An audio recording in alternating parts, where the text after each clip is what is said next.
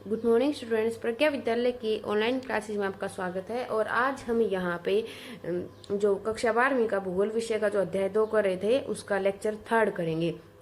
और आज हम इसमें जनसंख्या वितरण को प्रभावित करने वाले कारक के बारे में करेंगे।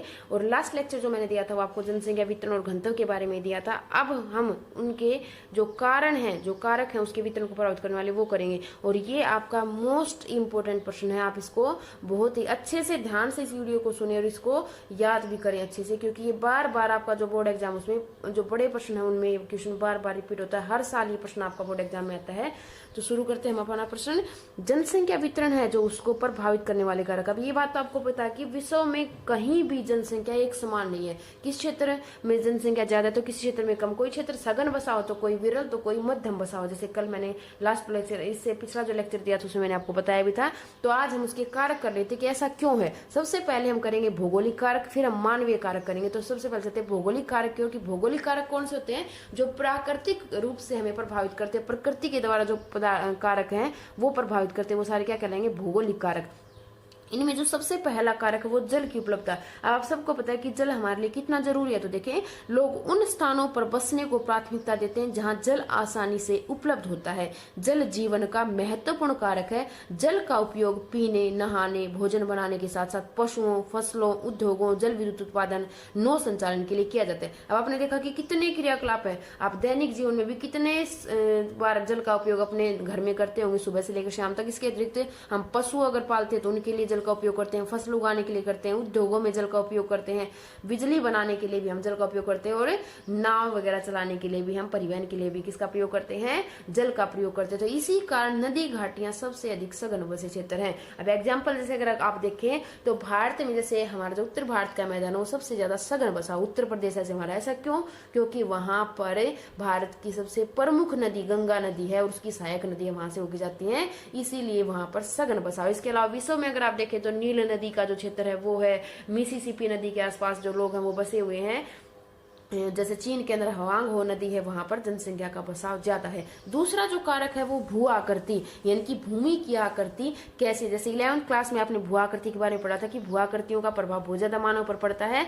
तो देखिए, इसमें सबसे पहले बात करते हैं पर्वत की, कि पर्वत और पठार जो है वहां पर इसका क्या प्रभाव पड़ेगा। धरातल की बनावट आर्थिक उन्नति का निर्धारण करती है। पर्वतों और पठारी क्षेत्रों में तीव्र ढलान और ऊबड़ खाबड़ सतह है, इसलिए यहाँ कृषि करना कठिन है। यहाँ फसलों का छोटा वर्धन काल और वहन क्षमता सीमित है। एक बार देखें यहाँ पे, एक तो यहाँ का क्षेत्र मानव बसा के लिए उपयुक्त नहीं है, ढलान है, उबड़ खाबड़। दूसरा, यहाँ पर जो फसलों का वर्धन काल यानी कि जो फसलों के बढ़ने का जो समय है वो बहुत ही छोटा है, इसलिए फसल का जो उत्पादन है वो भी कम हो जाएगा। और दूसरा, वहन क्षमता यानी कि उसकी कैपेसिटी जो है, किसी को जैसे आपकी बॉडी के अंदर कैपेसिटी होती है काम करने की, जैसे बुजुर्ग हैं वो कम काम कर पाते हैं, जो युवा बच्चे हैं वो ज्यादा काम कर पाते हैं। तो यही भूमि के साथ भी होता है। तो यहाँ की जो भूमि है उसकी जो वहन क्षमता है वो कम है, वो हमें क्या करती है, कम उत्पादन दे सकती है फसलों का।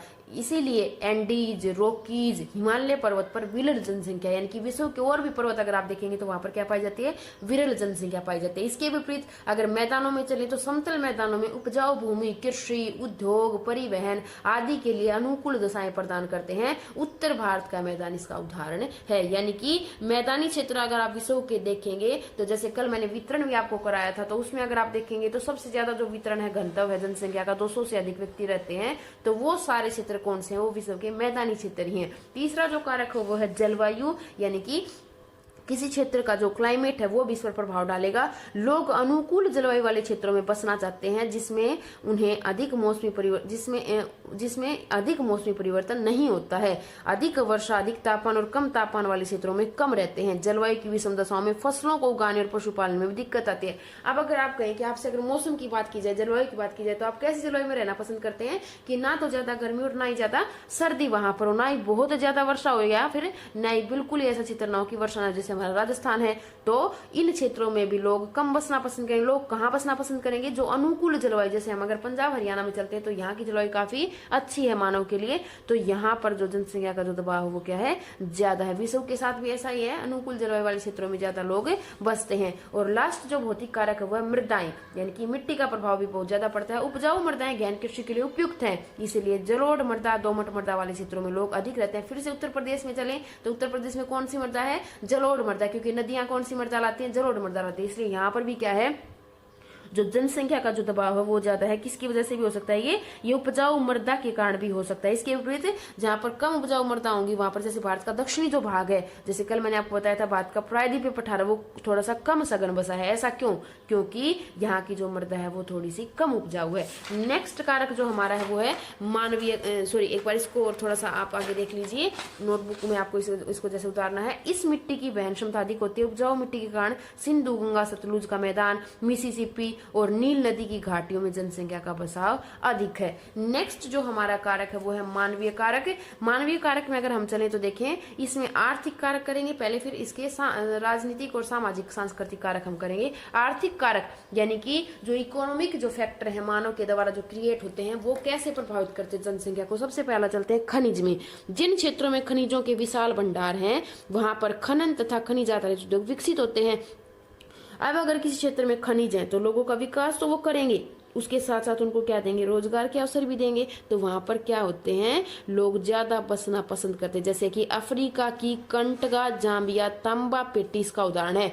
यह आपका एक बहुत ही महत्वपूर्ण प्रश्न है जो लास्ट के 2-3 साल के जो पेपर उसमें रिपीट हो रहा है। अफ्रीका की कौन सी, अगर प्रश्न बनता है तो ऐसे बनता है कि अफ्रीका का कौन सा क्षेत्र सघन बसा हुआ, तो वो है अफ्रीका का कंटगा, जाम्बिया, तंबा पेटी। यहाँ सघन जनसंख्या घनत्व पाया जाता है और कारण आपको पता ही है, क्योंकि यहाँ पर क्या ज्यादा है, खनिज ज्यादा है, इसलिए लोगों को क्या मिलते हैं, रोजगार के अवसर मिलते हैं। दूसरा जो कारक है मानवीय कारक वो है, आर्थिक कारक का जो दूसरा पार्ट है वो है नगरीकरण। नगर रोजगार के बेहतर अवसर, शैक्षणिक व चिकित्सा सुविधाएं जैसे परिवहन व संचार के साधन प्रदान करते हैं। ये नगर लोगों को अपनी ओर आकर्षित करते हैं, इसलिए यहाँ ग्रामीण क्षेत्रों से प्रवासी आते हैं। जैसे भारत में महाराष्ट्र में मुंबई इसका उदाहरण है। अब अगर नगरों की बात करूं तो आपने देखा होगा कि आजकल लोग ज्यादा सुविधाएं प्राप्त करना चाहते हैं, मनोरंजन के साधन है, बच्चों की शिक्षा है या रोजगार के अवसर हैं, तो लोग कहाँ बसना पसंद करते हैं, गाँव को छोड़कर नगरों में जाते हैं। और भारत में ऐसा आप बार बार देखते हैं कि हमारे जो गाँव की जो जनसंख्या वो लगातार कम होती जा रही है, नगरों की बढ़ती जा रही है। उसका कारण क्या है, वहां की जो सुविधाएं हैं वो इसका मुख्य कारण। वहां पर लोगों को अच्छी सुविधाएं मिलती हैं, स्वास्थ्य की सुविधाएं मिलती हैं। इसके अतिरिक्त मुंबई, जैसे मैंने आपको बताया, मुंबई आप देख लीजिए, या विश्व के जितने भी बड़े शहर हैं आप हर एक जो महाद्वीप उसमें देख सकते हैं। जैसे एशिया में चीन में आप देख सकते हैं शंघाई है, बीजिंग है। आप अमेरिका में जैसे न्यूयॉर्क है उसको देख सकते हैं। तो वो सारे के सारे क्या है, सघन बसे हुए हैं, जहां पर भी नगरीकरण हुआ है, क्योंकि लोग इनकी ओर आकर्षित होते हैं। नेक्स्ट कारक है औद्योगिकरण, यानी कि उद्योग। और ये खनिज से ही जुड़ा हुआ है कि जहां पर खनिज होंगे वहां पर क्या लगेंगे, उद्योग भी लगेंगे। उद्योगों से लोगों को रोजगार के अवसर मिलते हैं। इनमें मुख्यतः कारखाना श्रमिक, दुकानदार, परिवहन परिचालक, बैंक कर्मी, डॉक्टर, अध्यापक आदि शामिल। यानी कि उद्योगों में सिर्फ ये नहीं है कि सिर्फ कारखाना श्रमिक को काम मिल रहा है, श्रमिकों को काम मिल रहा है, इसके अतिरिक्त उनसे और भी लोगों को रोजगार के अवसर मिलते हैं। जैसे कि दुकानदार, उद्योग से कोई सामान बनता है तो दुकानदार को भी सहायता मिलेगी। परिवहन की सुविधा भी चाहिए मार्केट तक उस सामान को पहुंचाने के लिए। बैंक कर्मी भी चाहिए पैसे के लेन देन के लिए। डॉक्टर, अध्यापक की फैसिलिटी भी वहां पर जैसे होती है। तो अगर आप देखें तो जापान का कोबे ओसाका प्रदेश इसका एक उदाहरण है। ये भी आप अच्छे से उतारें कि जापान का कौन सा औद्योगिक प्रदेश, क्वेश्चन बनेगा कि जापान का कौन सा औद्योगिक प्रदेश सघन बसा हुआ है, तो वो कौन सा है, कोबे ओसाका वो प्रदेश है जो सघन बसा हुआ है, सबसे ज्यादा जनसंख्या जहां पर पाई जाती है। नेक्स्ट हमारा जो हमारा आर्थिक कारक वो है परिवहन की सुविधा। विकसित तथा सस्ती परिवहन सुविधाएं आर्थिक क्रिया और उद्योगों की ओर को आकर्षित करती हैं। परिवहन से कार्यस्थल पर पहुंचा जा सकता है। अब आप देखेंगे कि लोग कहाँ ज्यादा जाते हैं, जहां पर परिवहन की सुविधा ज्यादा है। अगर आपको ऐसे क्षेत्र में रहने के लिए कहा जाए कि जहां पर कोई भी आने जाने का साधन उपलब्ध नहीं है, जो सड़कें हैं वो भी कच्ची हैं या फिर रेल मार्ग भी नहीं है, तो वहां पर हम कम जाना पसंद करते हैं। इसके विपरीत अगर परिवहन की सुविधा है तो हम अपने कार्य को जल्दी कर सकते हैं, अच्छे से कर सकते हैं और आसानी से हम उस क्षेत्र से जुड़ सकते हैं। तो अगर इसका उदाहरण मैं आपको बताऊं तो ये भी आपको उतारना है ट्रांस साइबेरियन रेलवे। इसको हम आगे जो आपके चैप्टर आएंगे उनमें भी करेंगे। जो ट्रांस साइबेरियन रेलवे विश्व की सबसे लंबा जो रेल मार्ग है वो ये है, रूस के अंदर ये है। और ये पूरे रूस के एक छोर से दूसरे छोर तक जाता है। तो ट्रांस साइबर रेलवे लाइन के बिछने के बाद साइबेरियाई क्षेत्र का विकास हुआ है। जैसे कल वाली क्लास में, एक बार इसको आप देख लीजिए, कल वाली क्लास में मैंने आपको ये क्षेत्र विरल बताया था, विरल जनसंख्या वाला। लेकिन जो ट्रांस साइबर रेलवे वो यहाँ से शुरू होती है सेंट पीटर्सबर्ग से, और वो पूरा रूस को क्रॉस करके यहाँ व्लादिवोस्तोक तक जाती है। इस कारण से क्या हुआ, इस क्षेत्र की जनसंख्या पर क्या पड़ा, इसका प्रभाव पड़ा है। इसके बाद नेक्स्ट जो कारक है हमारा वो है सामाजिक और सांस्कृतिक कारक यानी कि मानव के द्वारा ये क्रिएट होते हैं। सामाजिक और सांस्कृतिक कारक, राजनीतिक कारक भी इसमें जैसे आ जाता है। कुछ स्थानों पर धार्मिक तथा सांस्कृतिक महत्व के कारण अधिक लोग आकर्षित होते हैं, यानी कि कई लोग जैसे कि धार्मिक क्षेत्रों की ओर आकर्षित होकर भी वहां पर बस जाते हैं, जैसे हमारे जो धर्म स्थल हैं उन पर लोग जाकर बसते हैं। जबकि सामाजिक और राजनीतिक अशांति वाले क्षेत्रों को लोग छोड़कर जाते हैं। जहां भी अशांति होती है, जहां पर युद्ध की स्थिति बार बार बनती है या फिर सरकार का दबाव ज्यादा लोगों पर होता है, तो वहां लोग छोड़कर उस स्थान को जाते हैं। कई बार देश की सरकार भी लोगों को भीड़ भाड़ वाले स्थानों को छोड़कर जाने के लिए प्रोत्साहन देती है। और इसका उदाहरण आप इसका क्वेश्चन भी बना सकते हैं कि भारत में ऐसा कौन सा क्षेत्र है जहां पर सरकार ने लोगों को एक स्थान से दूसरे स्थान पर बसने के लिए प्रोत्साहन दिया। तो वो देखें, दिल्ली से अनेक उद्योगों को राष्ट्रीय राजधानी क्षेत्र एनसीआर, आपको पता होगा भारत में जो दिल्ली का एनसीआर क्षेत्र, जैसे उत्तर प्रदेश और हरियाणा का एरिया इसके अंतर्गत आता है, तो एनसीआर के भागों में पुनर्स्थापित किया जा रहा है। ऐसा क्यों किया जा रहा है? क्योंकि दिल्ली के अंदर क्या होगी, भीड़ भाड़ बहुत ज्यादा बढ़ गई है, जो जगह है उसकी कमी है और लोग रोजगार के लिए वहां पर बार बार बसते हैं, तो इससे वहां पर भीड़ भाड़ बढ़ी। इसलिए सरकार ने क्या किया, एनसीआर जो क्षेत्र है ना दिल्ली का, उसके अंदर ना लोगों के लिए उद्योग स्थापित कर दिए ताकि लोग वहां पर बसे। जैसे अगर हरियाणा में अगर आप देखें तो फरीदाबाद है, गुड़गांव है, इस क्षेत्र में लोगों का बसाव बढ़ा है। यूपी के अंदर अगर आप देखें जैसे नोएडा है, तो वहां पर भी लोगों का बसाव बढ़ रहा है। वो उसका जो मुख्य कारण वो यही है। आज ये हमारा जो टॉपिक था ये कंप्लीट हो गया है।